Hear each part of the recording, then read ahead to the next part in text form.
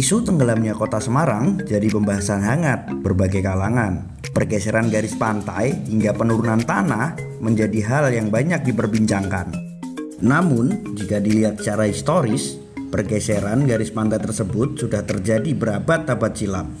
Pada pertengahan abad 16, garis pantai di kota Semarang ada di wilayah Bergota, Simongan, hingga ke arah barat.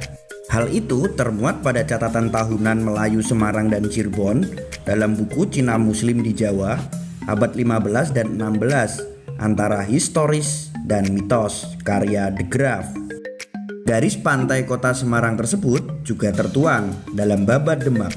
Tak hanya itu, keberadaan pantai di wilayah tersebut juga muncul pada peta wilayah Bergota dan Sampokong yang dibuat oleh Bromer pada 1850.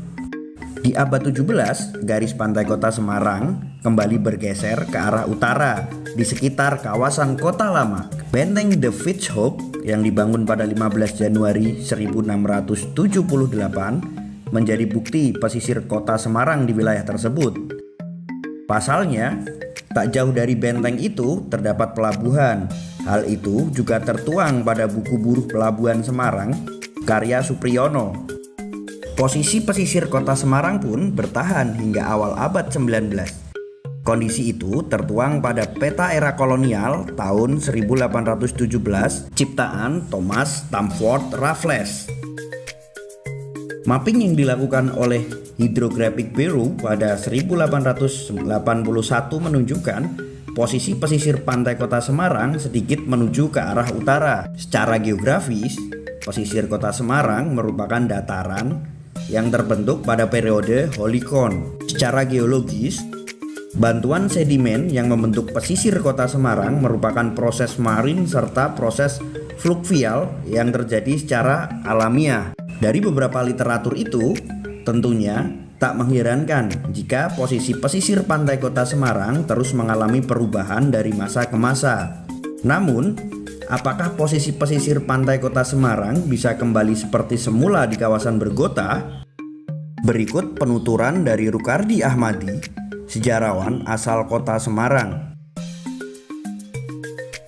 Iya, di satu sisi memang karakter kali Semarang, kali-kali sungai-sungai di Semarang memang seperti itu ya, selalu membawa lumpur. Ini yang menyebabkan garis pantai di Semarang itu dari abad ke abad ya, itu selalu maju dengan aliran lumpur itu, kemudian daratan itu semakin luas. Ya, kalau kembali menjadi laut, saya kira itu proses yang sangat panjang ya, dan faktor penyebabnya tentu saja tidak hanya faktor lokal, tapi juga faktor global gitu ya, pemanasan global dan sebagainya. Tapi fakta bahwa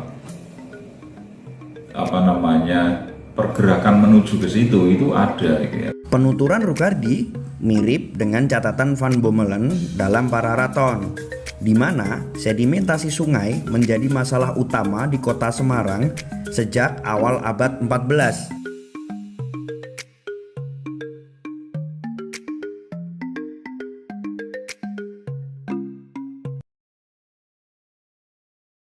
Jangan lupa follow, like, dan subscribe sosial media Tribun Jateng.